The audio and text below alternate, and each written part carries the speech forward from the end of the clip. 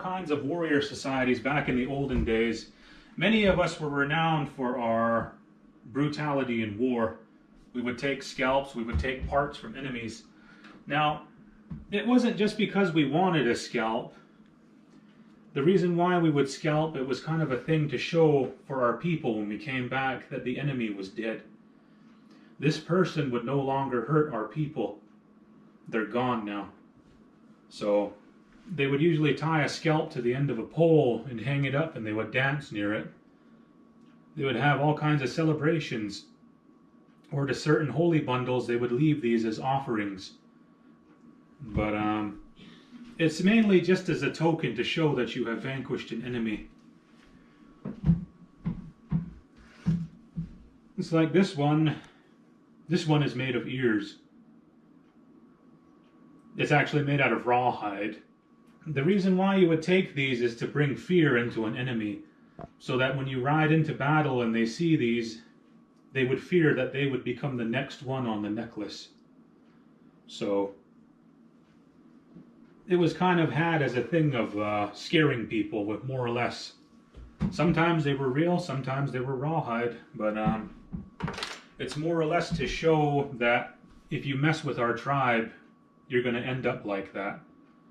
We really wanted to keep the women and children safe, the elders. So there's a couple of things in war that you need to understand is that in battle, it is okay to take something from an enemy when they're dead. That is the spoils of war. Many of our war clubs and things that we take, guns, bows, and arrows, war regalia, you can take it from a dead enemy because that was the right of war. So now if you find a grave out in the middle of nowhere, even if it is an enemy's grave site, you do not take from it because that person has been laid to rest by their family. So if you defeat that enemy in battle, it's okay to take stuff from them. But if you find a grave out there, you don't take from it. Because that was kind of an unspoken rule against certain things.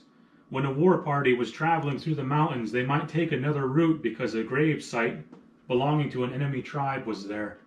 They didn't want to get cursed. They didn't want bad luck upon them.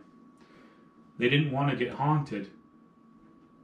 So there's a lot of different things. So if you see a scalp or if you see parts of an enemy, they were taken in war. They were not grave finds.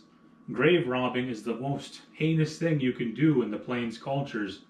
If you're known as a grave robber, you'll be chased out of the camp, even if you're taking from the enemy's grave. So many of these things must be taken in war to be honorable.